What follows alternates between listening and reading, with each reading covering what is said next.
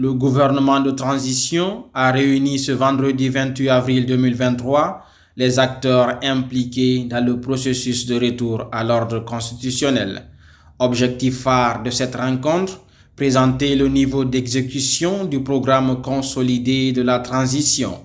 À cette occasion, le ministre de l'Administration du Territoire et de la Décentralisation, Mori Kondé, a réaffirmé que le délai de 24 mois arrêté conjointement avec la CEDEAO sera respecté. Ainsi, devant des diplomates, partenaires techniques et financiers, acteurs politiques et de la société civile, le ministre de l'Administration du Territoire et de la Décentralisation a annoncé que le coût global de la mise en œuvre des 10 étapes du chronogramme est de 5 000 milliards 812 millions 456 661 francs guinéens.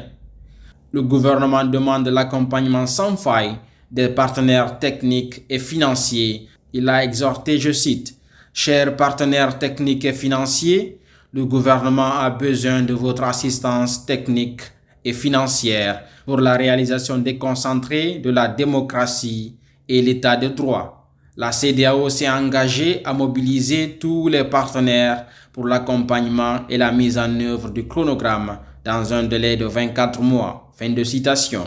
Par ailleurs, Mori Kondé est aussi revenu sur certains aspects qui, selon lui, doivent impérativement être réglés avant de parler d'élection. Pour lui, sans constitution, il n'y a pas d'élection et sans fichier électoral, il n'y a pas d'élection.